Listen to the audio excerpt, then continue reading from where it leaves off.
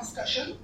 Before we start, I would like to introduce our guest speaker, who will make an opening remark. Ladies and gentlemen, it's my pleasure to introduce our distinguished guest speaker for his opening remarks. Mr. Temir Naziri is the founder and the executive director of ARCO Forum, a non-profit organization based in Madrid, which is dedicated to intercultural and interfaith dialogue. Since 2013, Mr. Naziri has led numerous European projects, including the Concert of the Three Cultures and the Spanish Youth Interfaith Assembly, and promoting social cohesion and peaceful existence through arts, education, and dialogue. Please join me in welcoming Mr. Temir Naziri. Distinguished guests, dear colleagues, and friends. It's a great honor to be with you today at the SDGs Roundtable discussion 2025 on the role of interfaith dialogue for sustainable peace and development.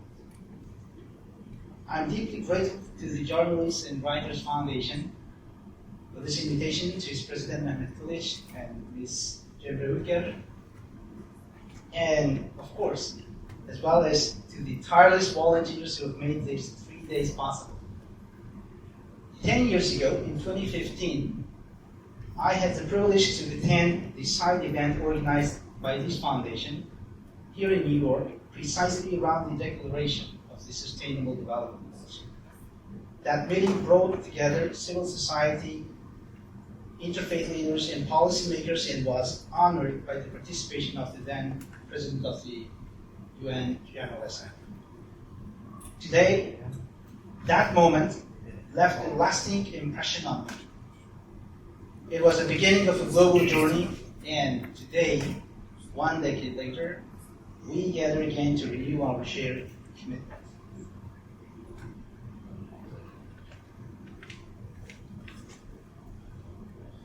Allow me to briefly introduce myself. My friend Mehmet already did it. I was born in Tajikistan, in Central Asia, and for nearly 2 decades almost, I have been living in Madrid, Spain.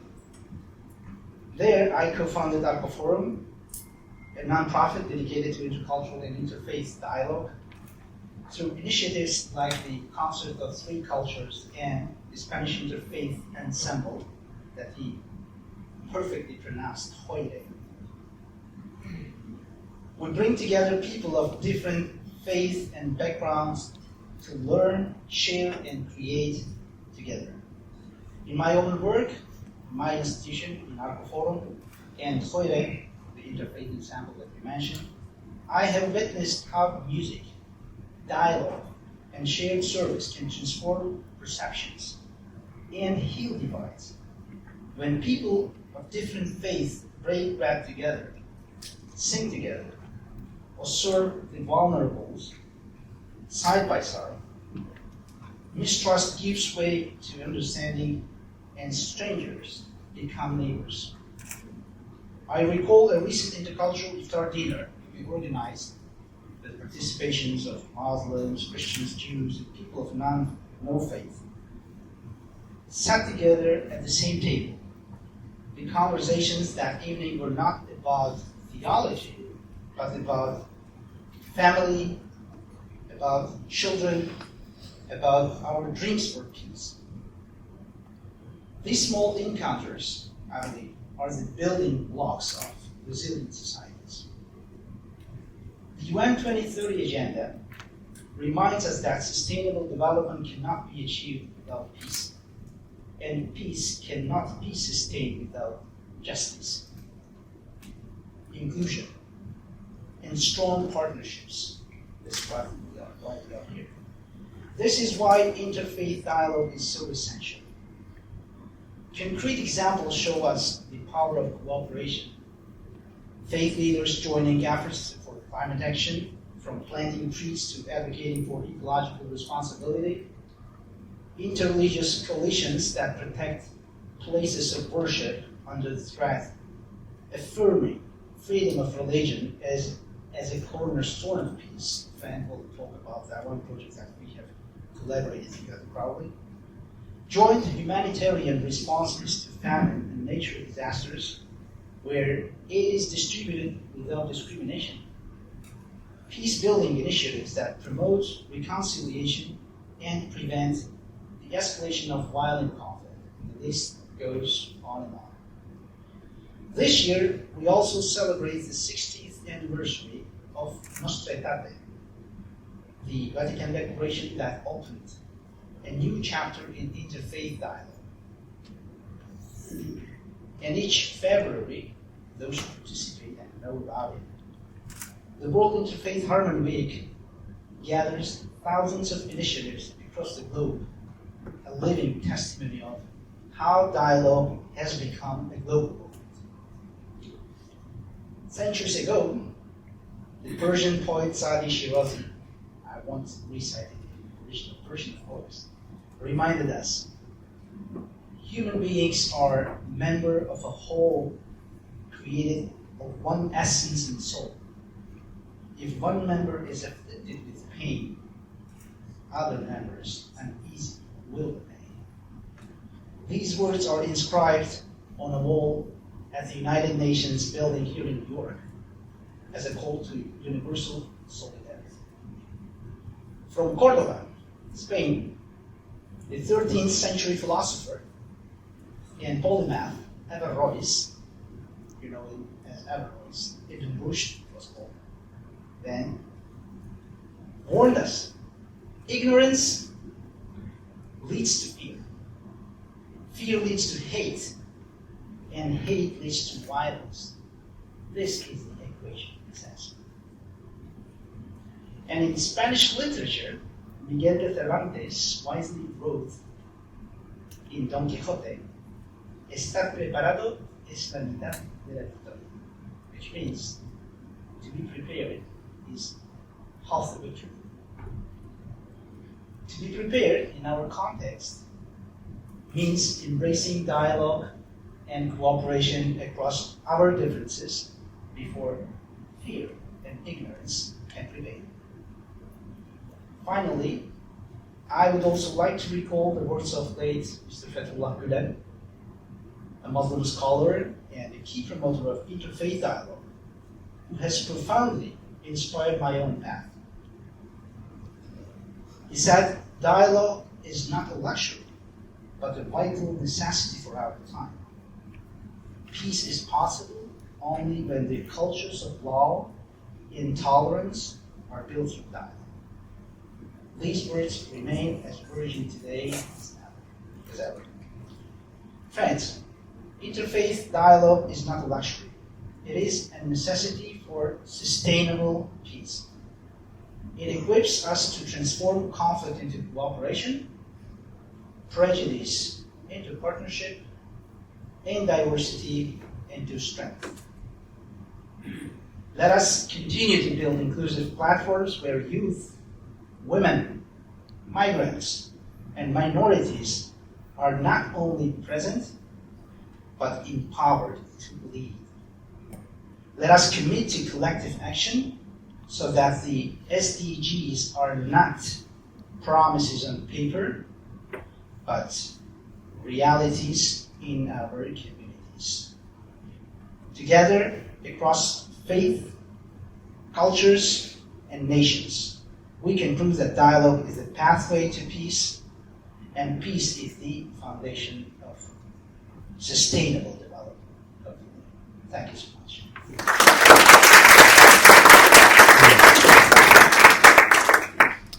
Mr. Naziri, thank you so much for this inspiring speech. And you've taken us from Spain to Tajikistan. And now we're going to our panel discussion. And we have an amazing line of speakers, but I would like to start introducing our moderator, and he is an amazing change maker from New Zealand.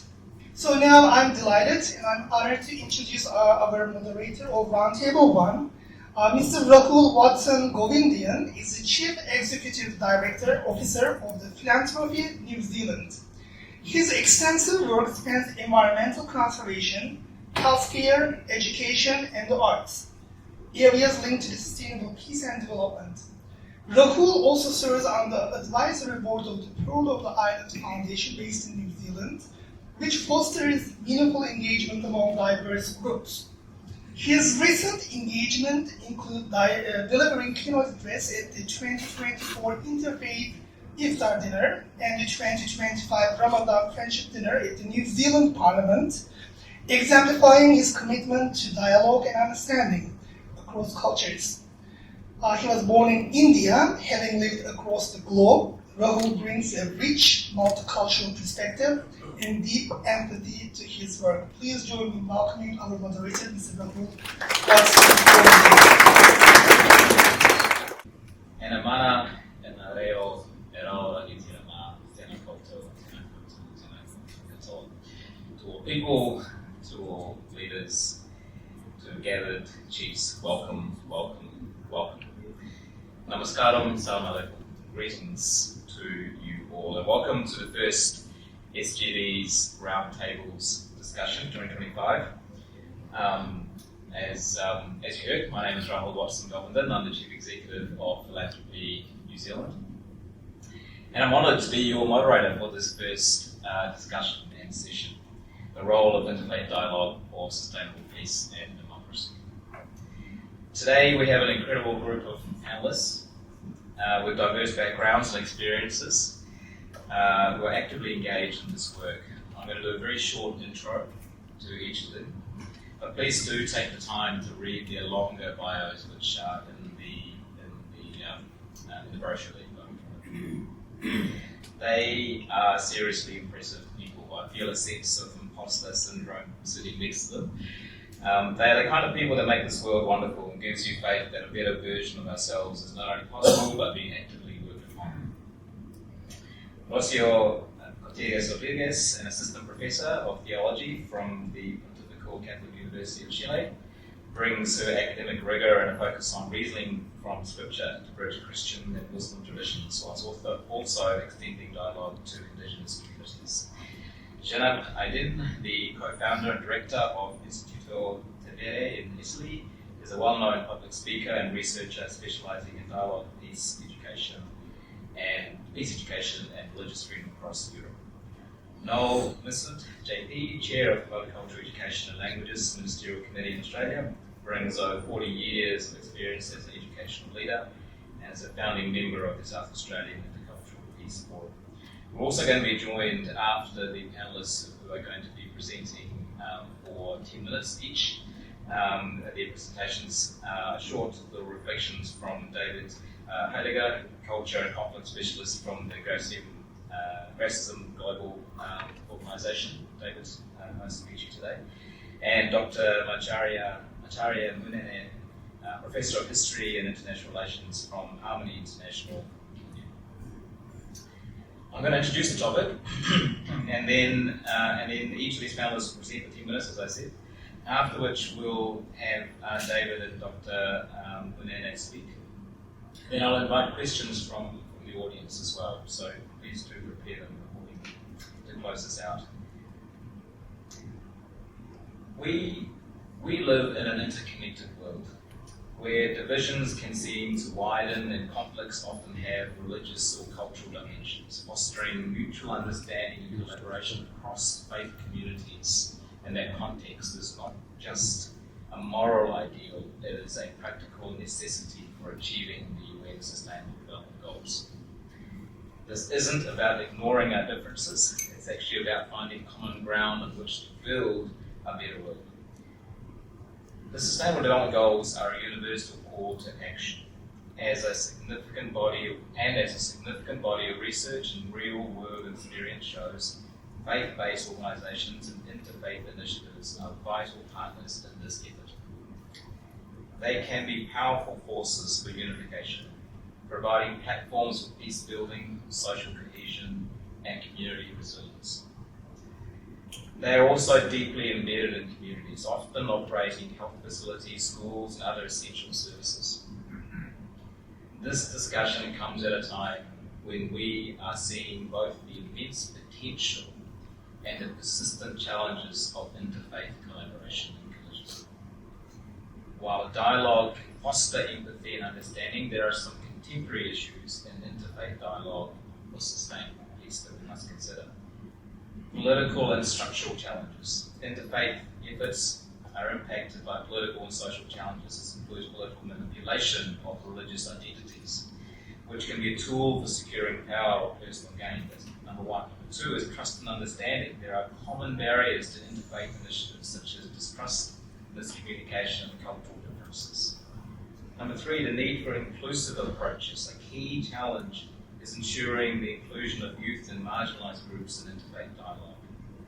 Number four, developing partnerships, creating sustainable collaborations among faith communities, civil society, and government is an ongoing challenge, but also an opportunity. Number five, bridging digital innovation and social impact. Contemporary issues also include exploring how digital tools and social media can be used for peace-building efforts and amplifying youth voices. And lastly, incorporating those youth voices. A recurring challenge is the need to include youth voices in policy making, peace negotiations, and community leadership. This is why we need to move beyond simple conversations and develop strategic collective actions. We need to explore innovative methods to mobilise collective action, align with SDGs, and to create sustainable collaboration amongst faith communities, civil society, and governments. Each of their panelists will share their perspectives and experiences, unique, but also much aligned as you hear. So please do listen in, lean in, understand their perspectives, and ask questions at the end. And I'll do my best to moderate during the course of the session. I'm confident that their perspectives will be invaluable in shaping the pathway forward. So let's begin. So first up, I'd like to invite Rocío to the podium to present.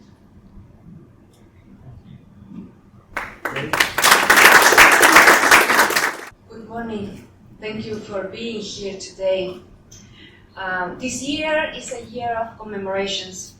While the United Nations celebrates its 80th anniversary, in Chile, we mark 100 years since the 1925 Constitution, a decisive turning point that established for the first time in the country a complete separation between the church and the state.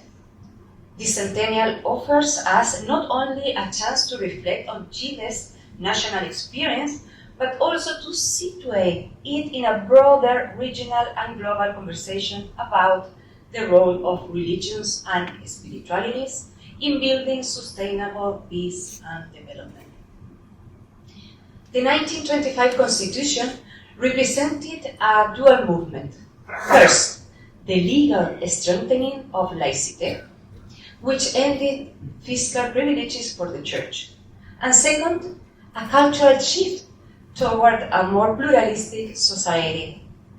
At that time, Chile was receiving waves of migration from Europe and the Middle East, bringing with them diverse faith and new spiritual needs that were at that time in the hands only of the Catholic Church.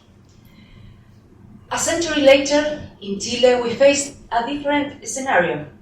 Legal frameworks that guarantee freedom of religion coexist with growing secularization, declining trust in religious institutions, and the ongoing struggles of minority groups, especially indigenous communities, such as the Mapuche and other Indian, Aymara, Quechua, and Polynesian communities that claim for recognition and dignity.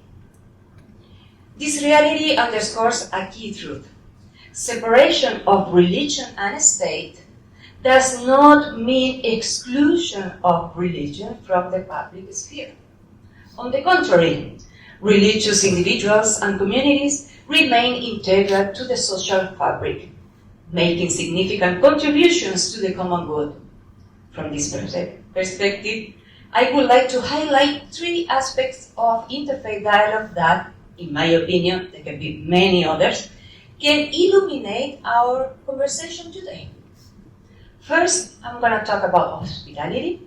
Second, about interreligious collaboration. And third, about religious literacy.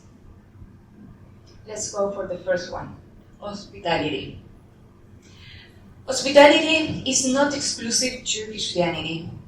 It is found across many traditions, from the Bible to the Quran, especially in the teachings about welcoming the stranger and the travelers.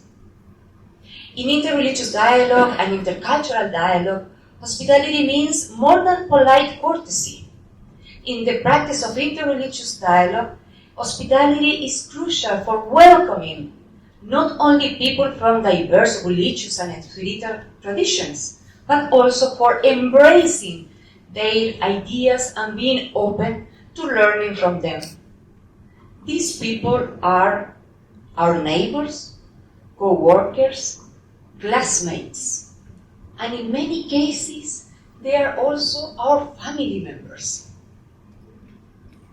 Hospitality is a crucial virtue that cannot be reduced to a simple way of entertaining others. It is a way of life, an ethical stance, and a responsible option. It requires openness, but also vulnerability, and willingness to be changed by encounters with others. For while we are called to be hospitable, we are also called to be humble hosts.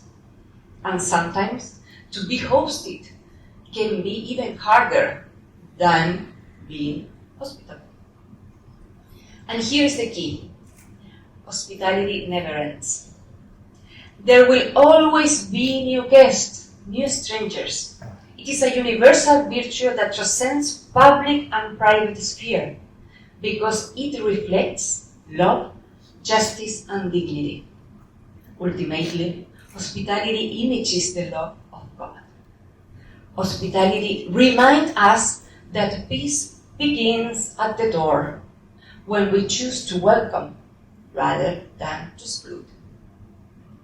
One example of hospitality in Chile is the celebration of the Te Deum, which is a liturgical celebration, a sort of mass, if you want to find a parallel, that takes place in Chile during the national days.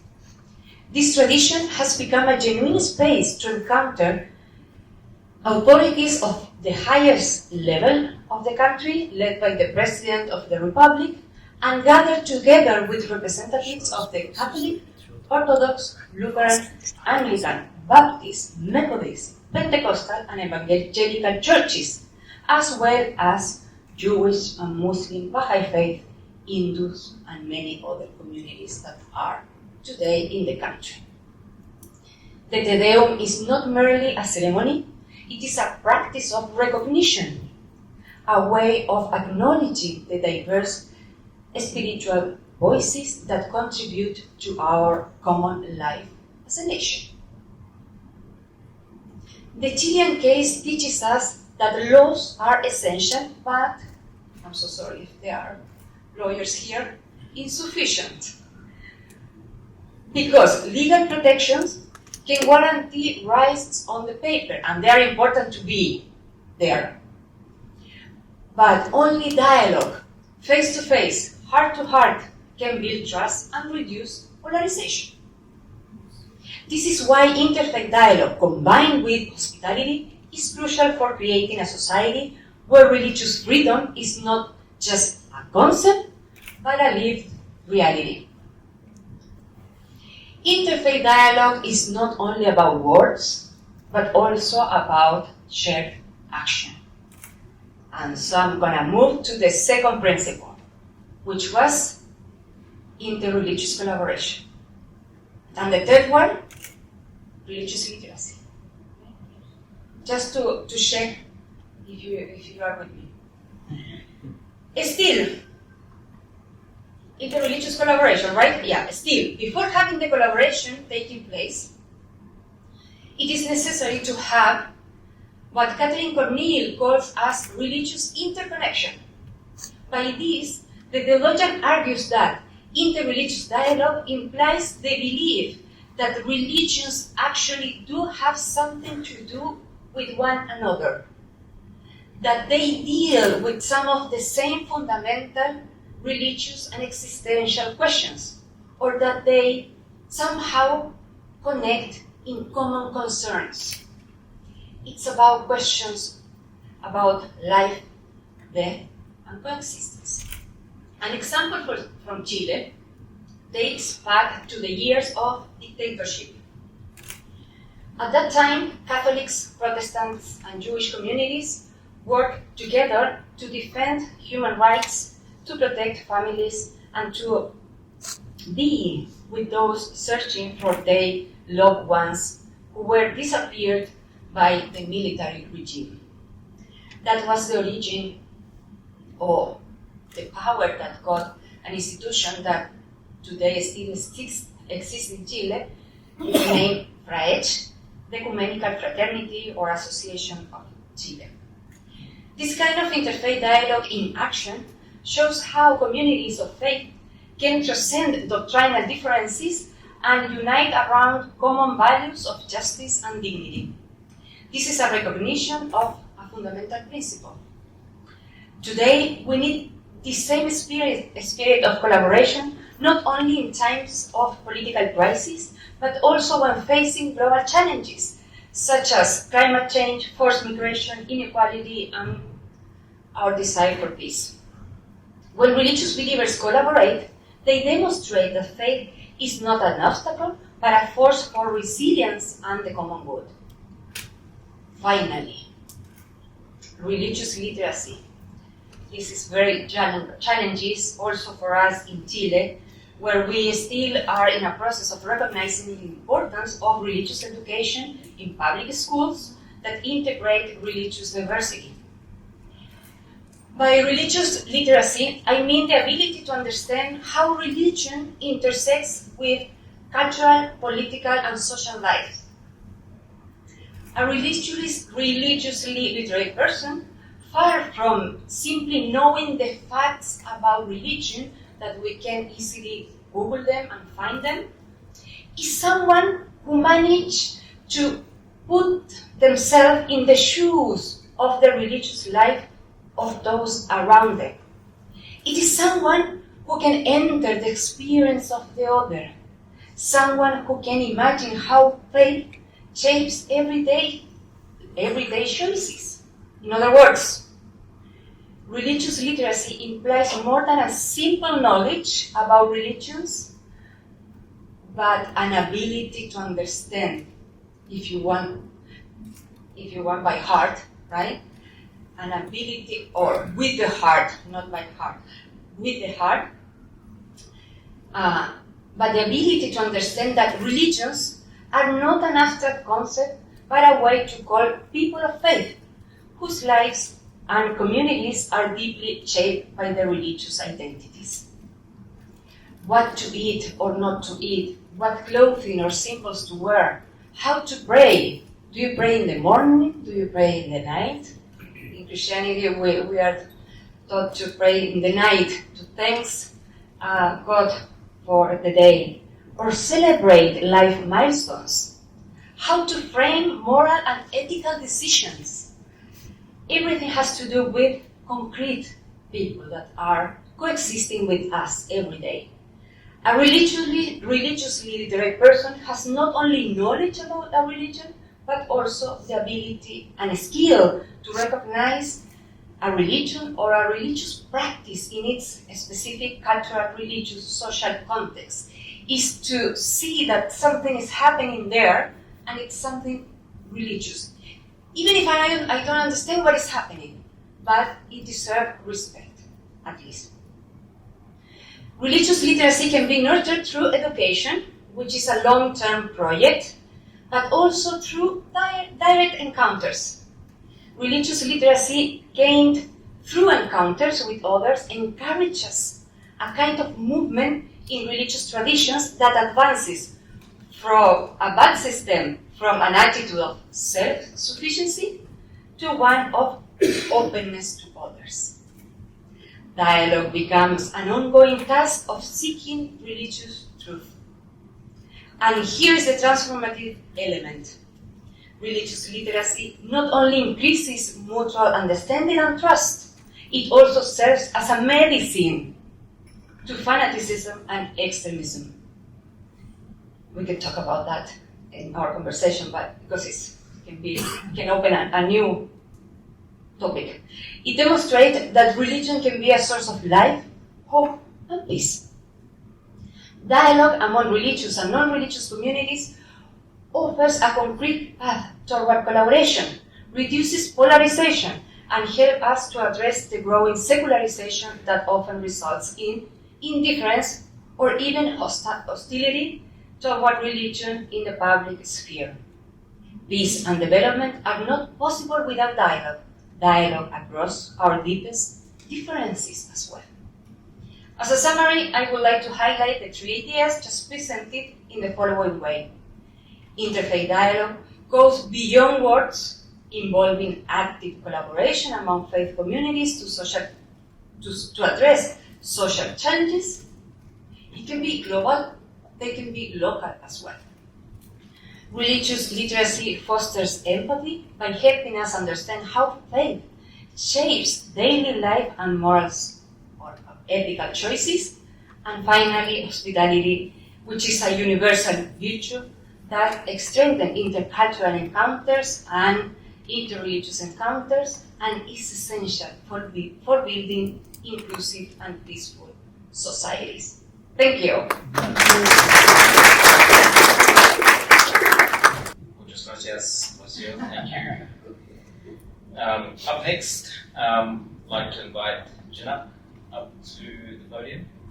Hello, good morning, buongiorno. Since we are guests here on the premises of St. Vartan Armenian Apostolic Church, and I just was getting prepared for my speech, and I just remembered one of my favorite mystics of Anatolia, St. Gregory of Narek, who was born in 951 in Van, today's Turkey. And I think it's a good beginning for all of us. You know, we are having big words, big, I would say, dreams. But of course, we are invited to recognize humbleness, what we are doing. St. Gregory of Narek says, "On the wings of my soul I have soared through endless generations of mankind, weighing them in the scales of my rational mind. I found none my equal in sin." Okay, with this small inspiration of Gregory of Narek, I would like to start my speech about the role of interfaith dialogue in achieving sustainable development goals, building bridges for peace and human dignity. Again, distinguished colleagues and friends, as we gather here in Big Apple, New York, the dream city for many people around the world. I remember when I came here first time from Istanbul, the new Rome. Now I live in ancient Rome, but it was a biggest moment in my life, and especially if you are interested in the study of religions, if you are interested in how different religions and communities could live together peacefully, this is, I think, the perfect spot. Seeing in one street so many places of worship side by side and enjoying this peaceful atmosphere of Big Apple. And here again, we are in New York, where the dreams of nations, people converge in pursuit of a more just and peaceful world. I stand here from a European perspective, from Rome, from Tevere and other organizations with whom I am collaborating, to share insights on how interfaith dialogue serves as a powerful catalyst for achieving our sustainable development goals. In our interconnected yet fragmented world, interfaith dialogue or interreligious dialogue, here I don't want to interview just because sometimes we have sort of a nuance in that. When we say interfaith, we are more focusing on human persons with their faith fides. When we are focusing on interreligious, we are more focusing on communities as such, again from Latin religio, and how this interfaith activities binding communities together. But here, I leave this discussion for another time because we have limited time. This dialogue emerges not merely as an intellectual exercise or diplomatic courtesy, but as an essential instrument for sustainable peace and development. At its core, interfaith dialogue recognizes that while our religious and philosophical traditions may differ in practice and theology, they converge on fundamental principles that form the bedrock of human civilization: dignity, compassion, justice, and the sacred responsibility we bear toward one another and our common home, which is also mentioned 10 years ago by Pope Francis with the encyclical Laudato Si, that we are living in a common place. We are sharing a space which is common to us. We are not divided about that. Through my work in Rome and Europe, I witnessed firsthand how interfaith dialogue directly advances multiple sustainable development goals. Most notably, it strengthens SDG 16, promoting peaceful and inclusive societies, by creating spaces where different communities can address conflicts constructively and build trust across traditional divides. When religious leaders and communities engage in authentic dialogue, they become powerful advocates for social cohesion and peace building. The true measure of interfaith dialogue lies not in the conversations themselves, but in their translation into concrete action for the common good. Religious and philosophical traditions possess immense moral authority and extensive networks that can mobilize resources and inspire action at grassroots levels.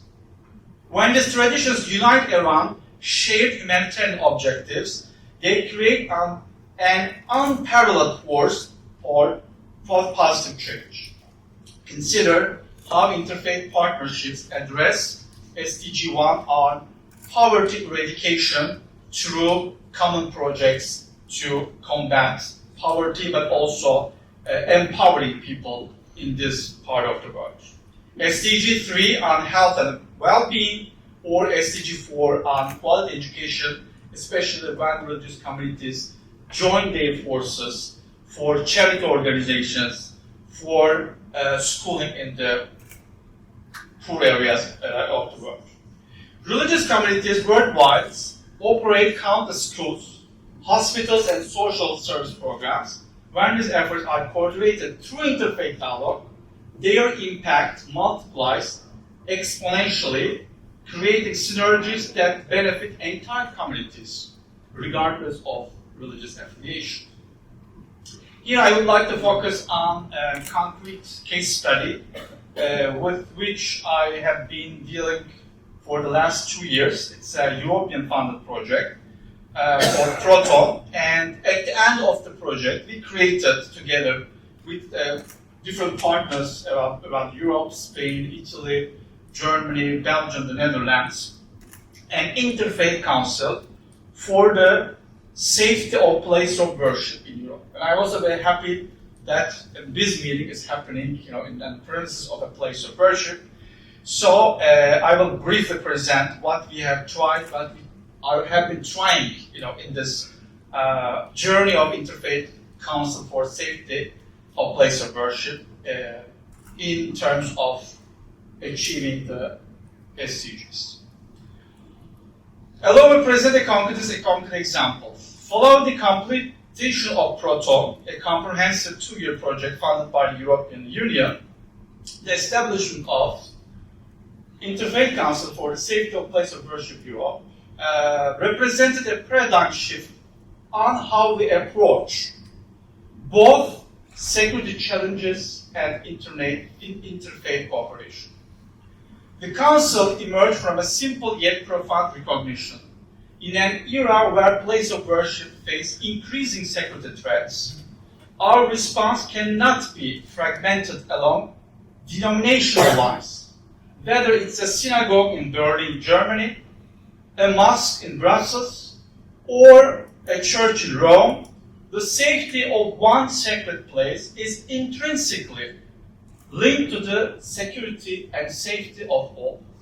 Through this initiative, we have developed practical protocols for threat assessment, emergency response, and community resilience that transcends religious boundaries. Local law enforcement agencies now work with interfaith teams that understand the unique needs and sensitivities of different religious communities.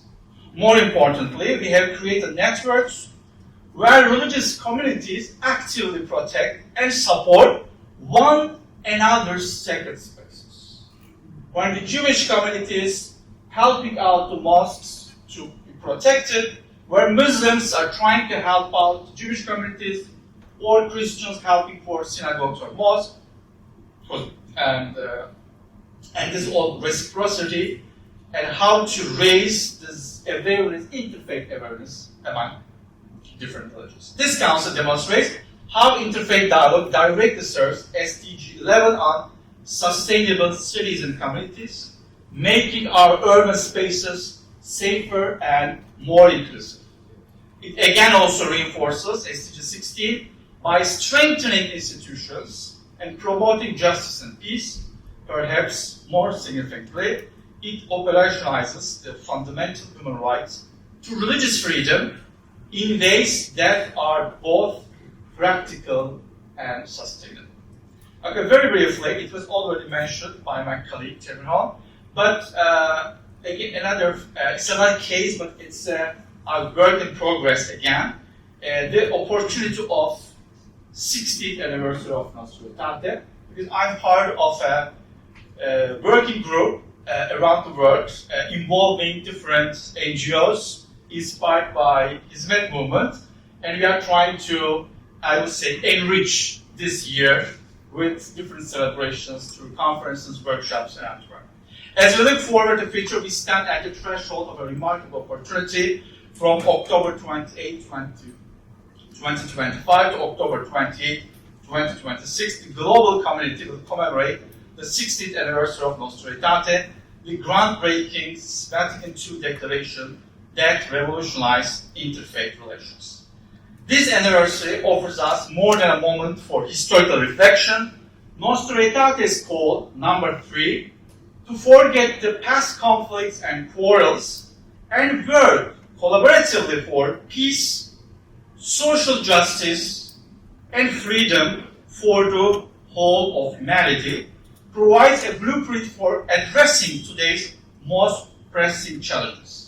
The Declaration's vision of 1965 aligns remarkably with the aspirations embedded in our Sustainable Development Goals. That's why I propose that we seize the anniversary year to launch a new generation of interfaith projects specifically designed to advance sustainable development. Imagine interfaith coalitions tackling climate change in line with SDG 13, and I just also said this year Laudato Si is celebrated for 10th year. 1st of October there will be a big celebration with Pope Leo XIV in Rome about that, and collaborative efforts address inequality as envisioned in SDG 10. The moral authority and grassroots reach of religious communities, when united in purpose, can accelerate progress toward these goals in ways that purely secular approaches sometimes cannot achieve alone. Okay, very much finishing.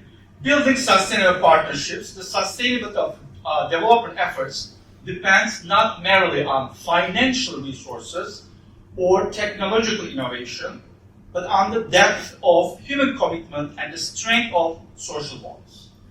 Interfaith dialogue creates these bonds by appealing to the deepest motivations within human communities, our sense of purpose, meaning, and responsibility to future generations. As we work toward achieving the Sustainable Development Goals by 2030, we cannot afford to overlook the transformative potential of interfaith dialogue. The challenges we face, from poverty and equality to climate change and conflict, require not just technical solutions, but moral transformation.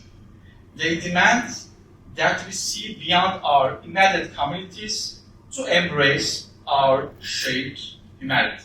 I invite you to consider how interfaith dialogue might enhance your own work toward sustainable development, whether you represent governments, civil society organizations, or international bodies.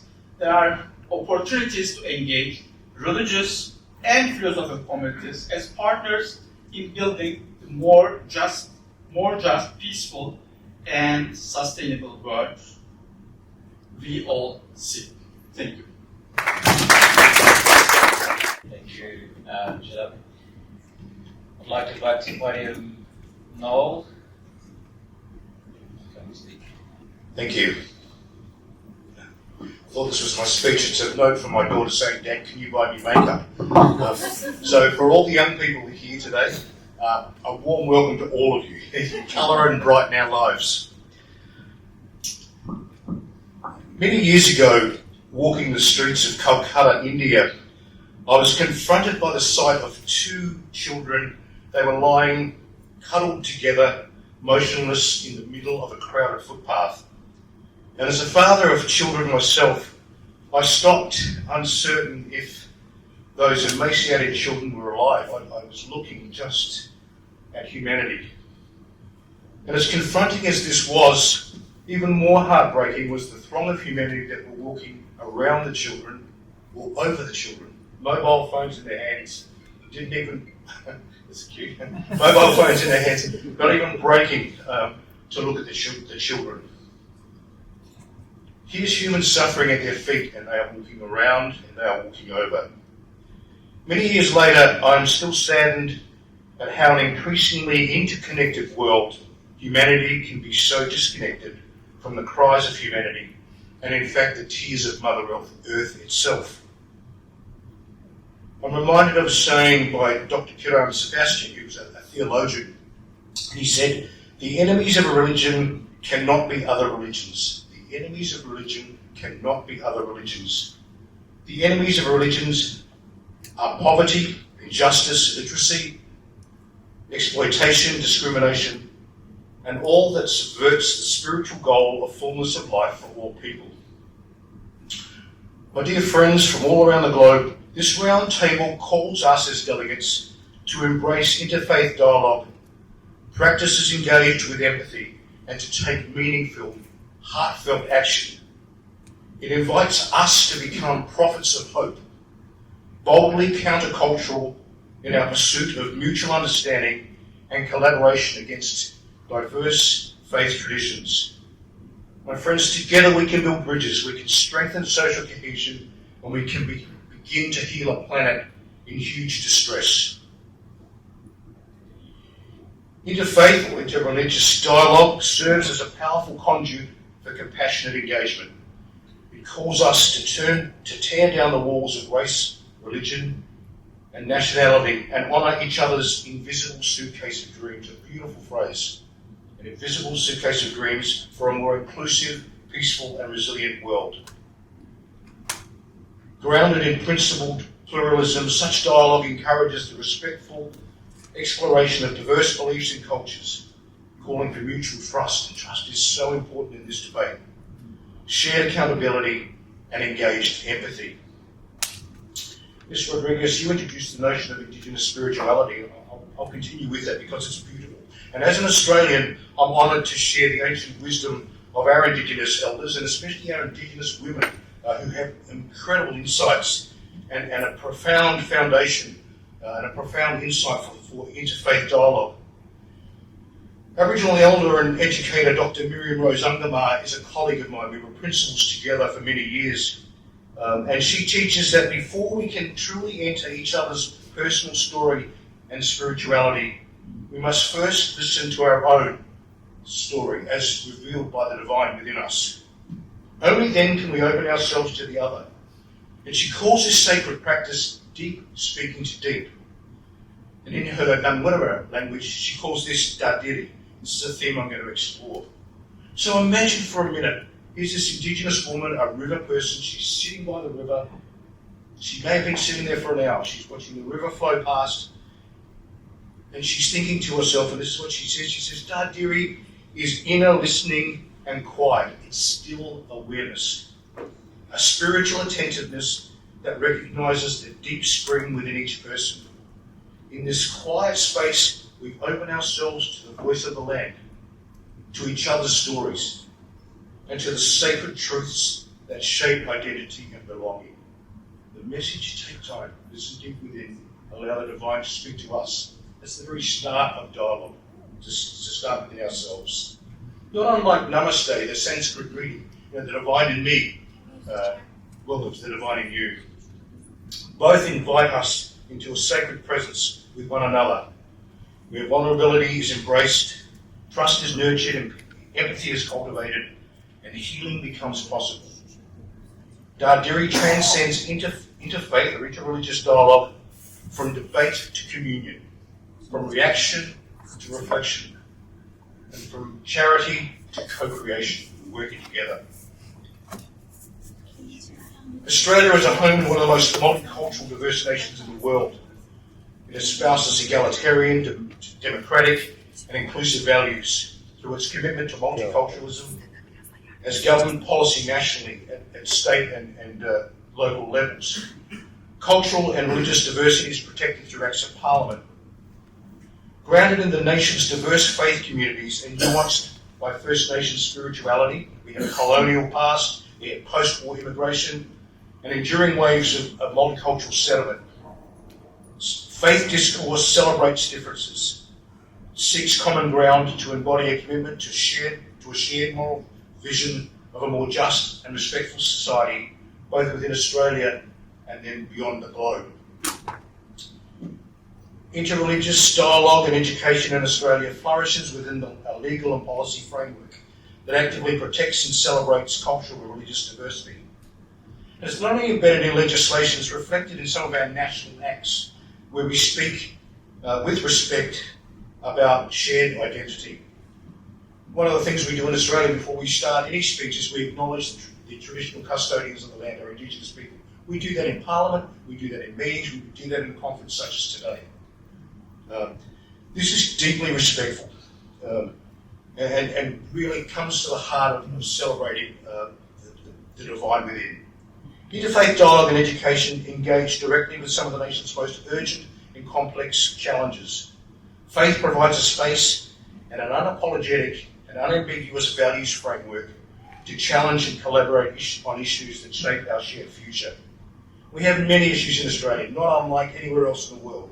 Religious prejudice and discrimination, rights for refugees and migrants, reconciliation for our Indigenous people, giving them a voice in Parliament, domestic violence, youth crime, child protection, housing affordability. Does this ring true for your countries? Cost of living, human rights and gender equality, climate change, the list goes on and on. There are many local examples of how we're trying to address this, and one that I'm involved in is called it's a Catholic organisation called the Sovereign Order of Malta, which includes global relief. Uniquely, the order is a sovereign entity under international law. It's apolitical, it's impartial, and it's non-partisan. It also serves as a permanent observer of the United Nations, and we're meeting right now.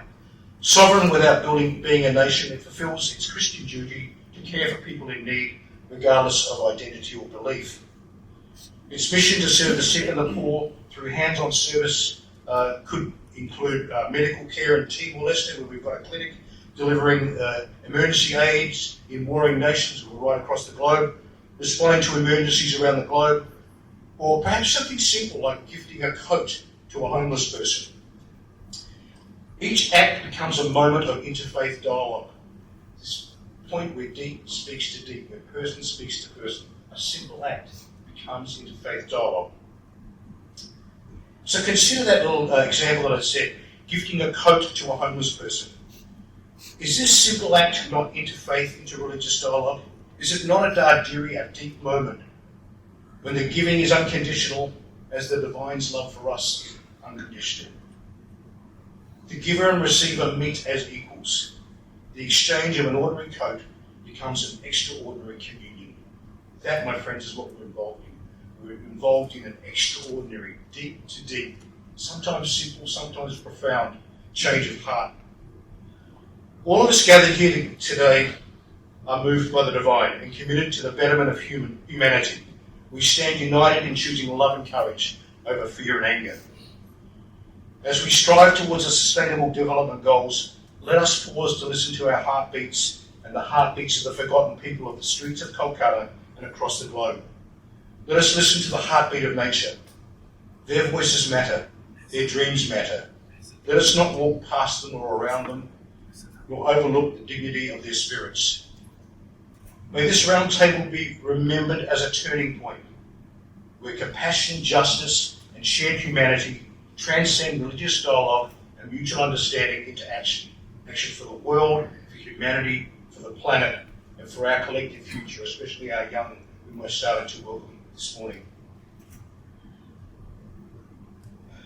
As we convene and engage in interfaith dialogue in New York today, in the shadows of the general debate of the 80th session of the United Nations, not far from us here, may we have the audacity and hope to dream of a better future. And Mr. Naziri mentioned Mr. Goulart, and I'll finish with a quote from him, and for those that are close to him, you can even close your eyes and imagine him saying, he said, "Our old world will experience an amazing springtime. The springtime will see the gap between rich and poor narrow. The world's riches will be distributed more justly. There will be no discrimination based on race, colour, language, or worldview. And basic human rights and freedoms will be protected. Individuals will come to the fore, and learning how to realise their potential will ascend on the way to becoming the most elevated human on the wings of love, knowledge, and belief." Thank you. Thank you. Thank you very much, Noel. I'll just invite a couple of the speakers from the audience. First, Dr. Acharya Munene would like to come up. Dr. Munene is Professor of History and International Relations from Harmony International, Kenya. Would like to speak for us for 5 minutes.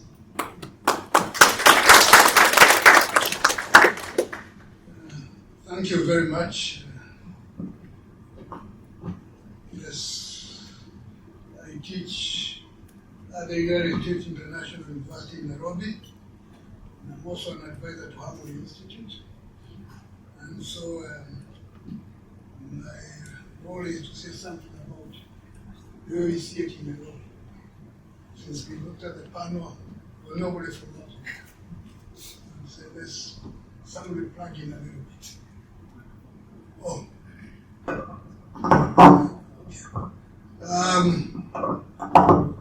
So I was saying I teach at the United States International University. It's a Kenyan university with an American name. I'm also an advisor to the Harmony Institute, which is in the business of promoting harmony mainly in Eastern Africa, and helps to run some of the best schools in the country. And in fact, one of the products of that system is now at MIT, and I saw him last night in this place. So, a long time ago, I was advised by Archbishop John Jenner, the Catholic Archbishop, who advised me to teach the little that I know, forget the others. And he was trying to avoid something. When I confronted him decades later, he just laughed. And I confronted him in a group of other religious movements, 4 denominations. I turned to talk to them. So it comes down to faith.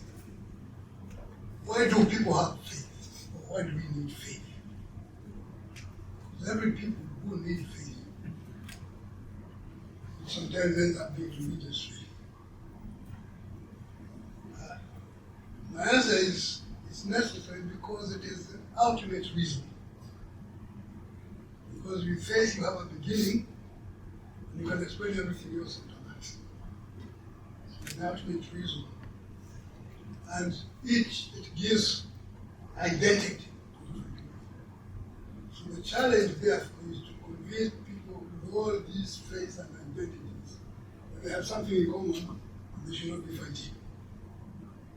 So interfaith dialogue that takes place in Nairobi,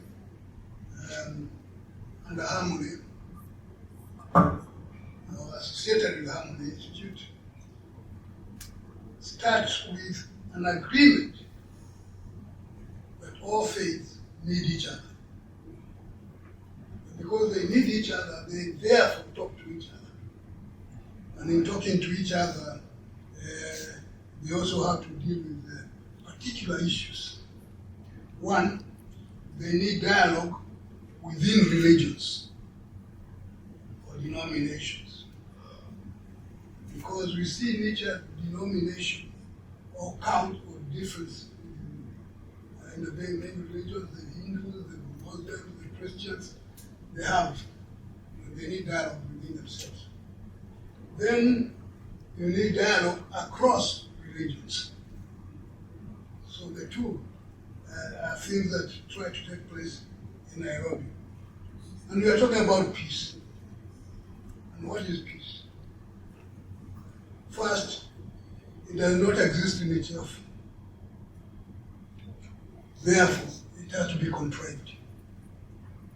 And if it has to be contrived, people have to struggle constantly in order to have peace.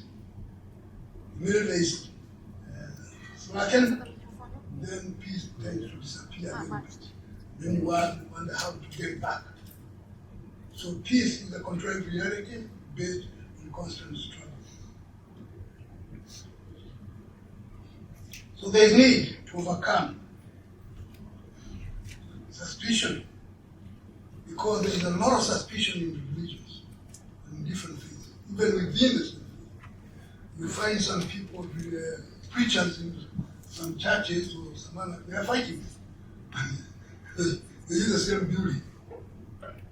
So if they are fighting, sometimes fighting over money or something like that, there's something wrong. They need to clean up before they can address other people. So cleaning up within each faith, each religion becomes very important, and clearing the suspicions would help. At Harmony Institute, where I participate, I'm not a Muslim, not a Hindu, I'm not a Catholic, I'm not an Anglican, I'm not independent, evangelical, all those. I got to the Presbyterian Church. But we interact, we have to get together. Because whenever there is crisis, particularly in Kenya, the religious leaders are very handy.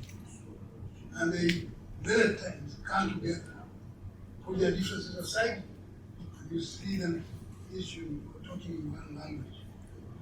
They are very eager and interested in being seen to work together. Harmony helps to promote that. So some of the events that we hold at Harmony, we have had Hindus, Baha'is, Catholics, Anglicans, Presbyterians, Methodists, Evangelicals, all of them. They come together and discuss issues. Sometimes we used to have things we were calling Abrahamic speeches or discussions. And each of them would come. Sometimes you get even ambassadors of different countries coming to address particular concerns that we raise. And they are very eager to do that. So there is that promotion to have this sort of thing, as a social thing come together. One of the attractions with Harmony, which is an aspect of the Hizmet movement, is that it runs very good schools. And because of that, a lot of people are interested in that. So they come, either to look for places for their children, or just to know what are these people up to. Because in the school they don't emphasize the religion aspect, but the education aspect. one of the stresses that Philanthropy used to make. Stress education is not religious differences. And that seems to work very well in those places. So various heads of different denominations and religions do come together. And they do give their views. They show willingness to overcome. That does not mean that they have overcome, but they are willing to give it a chance, a trial. Now, various officials sometimes become very active, extremely active, to be seen to hold joint meetings on a particular issue, not just a denominational meeting, but across the faith, so that they can say the faith of the divine voice is addressing this particular issue. They try to find out, we have all these. Now, what comes out is that there is a constant struggle on how each of the faiths looks at itself and at the others. And those that reflect on their weaknesses do a very good job of overcoming it. There are those who deny or lie to themselves that they are perfect. We do have that. But we have a problem with some of those things. You have to convince me that they need to listen to the other. As Pope Francis was pointed out, they are not God. You don't know what God's purpose is. And maybe they could be right there. Your faith is good, and maybe the best to you. But supposing God also makes the others have another path. Pay attention. And in these days when we are ready to kill each other permanently and finish, it becomes necessary to try and change attitude. The interfaith that tries to change the attitude of the faithful followers, and mostly about the leaders, so that they can affect, influence the people they run. Thank you very much.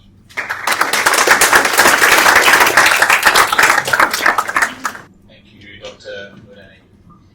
Just in the interest of time, the session will end in 10 minutes. I do want to leave some time and space for Q&A, but I would like to welcome David to offer his words as well before we do that. Greetings. Thank you so much, Mr. Mehmet, Ms. Temir. I feel honored to be in this position. Before I speak, I'd like to ask you a question. We are right now in what some might say the most diverse city in the world. The most diverse city in the world. How many languages do you think are spoken in the city of New York? Come on, call out a couple of numbers. How many languages do you think are spoken in the city? 250. Any higher or lower? 400. 400. Anybody? Over 800 different languages are spoken in the city of New York. New York City is made up of over 330 neighborhoods, 5 different boroughs. But there's something about it that's cohesive into one city. Such diversity, one city. Did you know that in the city of New York, there are over 2,000 bridges and tunnels that connect this one city? Bridges. Wherever there is a divide, we need bridges. We need bridge builders. And this room is filled with bridge builders. I work with an organization, Gracism Global. Gracism is a word that's made up of 2 words, one good word, one bad word. The bad word is racism. Maybe a simple definition is to think, speak, or act negatively towards someone solely based on their color, class, or culture. Then we have a good word, grace. It sounds nice even saying it, right? Maybe you can say it with me now. Grace. Grace. Isn't that beautiful? Now, if you combine the two, you have a positive solution to a negative problem. Gracism, to extend positive favor to other people, regardless of, and sometimes because of, their color, class, or culture. See, and that's what interreligious dialogue does. It extends a bridge of grace in the midst of a divide. And you might think, there's cultural division, there's political division, there's economic division, there's even historical division. And each one of those widens the divide. And I might even ask you, if somebody were to ask you, what is your most intuitive, what is your most natural cultural bridge building strength? You personally. Not imposed on you by a policy, not given you due to obligation, but you personally, what is your bridge building strength? Would you have an answer? One thing we've done in this effort to bridge these gaps is we've developed an assessment. Quick, 10 minutes, where you can discover your most intuitive cultural bridge building strength. I'll commend that to you. You can go to our website, gracismglobal.com, gracismglobal.com, 10 minutes, and you can put words to your bridge building strength as you enter into these dialogues. Maybe even your team, your organization, to understand what is it about you that intuitively and naturally builds these bridges where they're needed the most. There's an ancient African proverb that says, when he was far off, I thought he was a monster. When he got closer, I thought he was an animal. As he approached, I could see that he was human, and when we were face to face, I could see that he was my brother. Distance demonizes. They're animals. They're monsters. But when we get close enough, the proximity, the dialogue, the connection, the bridge that connects us, we find out he was my brother. So I want to thank you for the bridge building work that you're doing. And I want to thank you for your contribution today to our work around interreligious dialogue, where we see each other as brothers and sisters, more than not. Thank you. Thank you, David. And Dr. Govindan, please do take a seat. You're welcome to sit on my seat if you like. I'll stand up here. I would love to welcome some questions from the audience. If you have any, there will be a microphone that will be roving around. Hi, my name is Aliyah Kanemoto. I have a master's in public health and an interest in how interfaith dialogue can actually help build health systems. And I was just wondering if any of the speakers could kind of share examples of how health systems have been able to be strengthened through religious dialogue. Thank you. My name is Daniel from Global Peace Foundation. I just want to more clarity between interfaith and interreligious dialogue. I think there should be an understanding of that. Some people think religion is basically political, but interfaith is more sustainable because then everyone has faith. But religion is basically, there are boxes, different boxes, and so religion divides people in different boxes. But people of faith, all of us are human beings, I would want some comment on that. Personally, I like promoting interfaith and spirituality rather than emphasis on religion because it's political, it divides. Thank you. It's a very interesting approach to the idea of interfaith and interreligious dialogue because I think it has to do also with the language and context where you speak from, because in Spanish we don't have that distinction. That's why when we speak about interreligious dialogue among religious people and spiritualities. So we had to add it later to include also spiritualities. So I may start thinking about an equivalent that we may have between interfaith and, because it makes sense what you certainly say. And about that, and I promise this is going to be the last word I will say, but I'm very tempted to tell you about how in the Middle Ages, since you mentioned the idea of religio, like religare, religion comes from the word religio, religare, which meant the idea of people connecting with God. So St. Thomas had the idea of when we are born, we separate from God, and then we are meant to go back to the divine. That word was religare, so reunite with God. That word in the Middle Ages was only reserved to Christianity. So only Christianity was understood as a religion. Muslims were seen as barbarians, I'm so sorry about that, and Jews were seen as just people that follow a system of laws.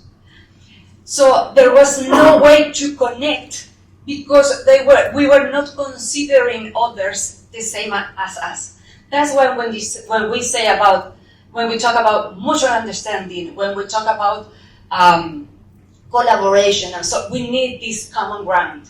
And terminology certainly is very important. Recently, with this discussion, now we have started using Interfaith, for instance. So it depends. Exactly. It depends also.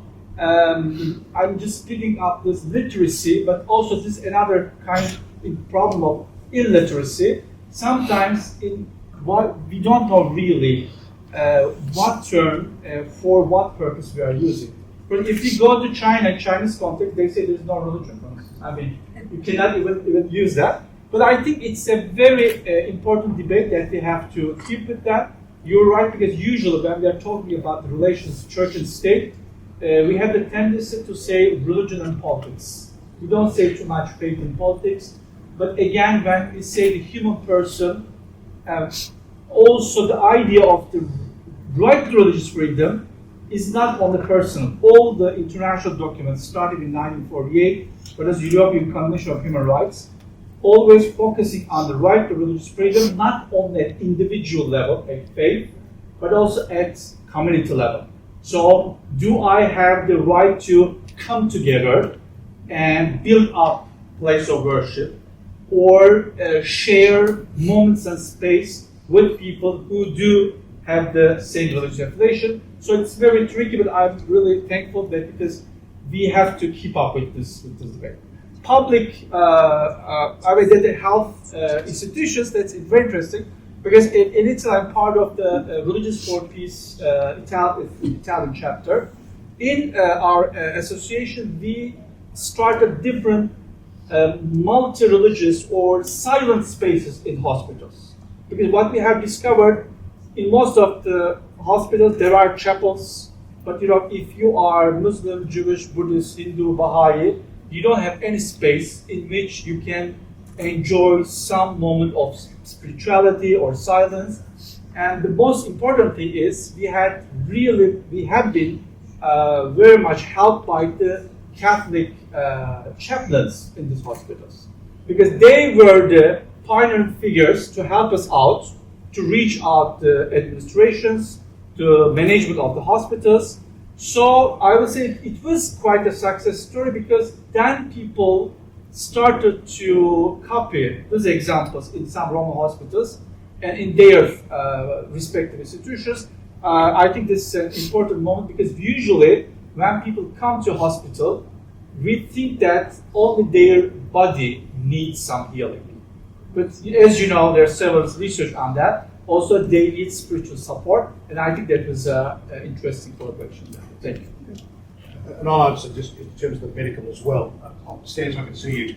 We've been doing some work with palliative care and just sitting with people in their last moments, that sacred last moment of life, recording their story.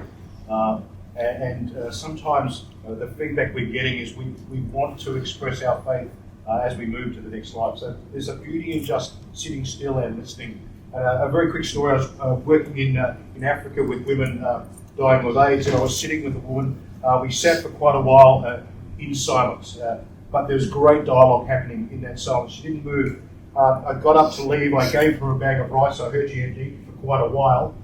She still didn't move, there was no reaction whatsoever. And I got up and I left. As I was leaving, I turned around again, I came back, I had this little gift, it was a little koala. I put that in her hand, I kissed her forehead, and she started to cry. When we are with people, sometimes we think we give us great mysteries of this earth. And the divine reveals himself, herself to us through the beauty of nature. So I have no answer, but to know that yes, the divine is everywhere, and it is up to us to seek the divine wherever he or she may appear, and to look after this planet and look after the planets around us as well, because that is a gift that we must cherish. Thank you. Thank you. Thank you to the panelists and to the people that asked the question. I'll draw this first roundtable to a close so we can finish on time. Just to summarise what we sort of covered, Rocío opened up and talked about three things: hospitality, interreligious dialogue, and religious literacy. The importance of taking action and recognising that laws by themselves do not give you a solution. Cenap talked about the difference between interfaith versus interreligious. I thought that was an interesting dichotomy, which I hadn't considered before. The importance of taking concrete action for common good and creating spaces based on common values of dignity, compassion, and justice. Noel gave us some wonderful vignettes that I'll take away and take in notes. The enemy of religions cannot be other religions. An invisible suitcase of dreams. The deep spring within each person where the divine resides, where you can allow the divine to speak to you. The Naziri, is it? The Naziri that you mentioned. Dr. Govindan talked about why we have faith, that all faiths need each other, and the need for intra-faith dialogue within each faith, the primacy of education, and that those who reflect on weaknesses are better able to address them. And David spoke about the New York experience, the diversity that sits in New York, but the unity that sits within that diversity. The wonderful metaphor of tunnels and bridges that bring the 300 different boroughs together, and how we might go about building those tunnels and bridges ourselves. And a reminder and a call to actually go to the website of that he mentioned, Gracism Global website, where you can assess your own personal call to action, identify your own bridge building skill, and how you might want to take that forward as well. So, wonderful contribution from the panelists. Thank you all for your contributions today. Thank you for your questions as well. And a reminder, there's one more roundtable after this on global youth voices for peace and justice as well. Looking forward to that. Thank you, everybody.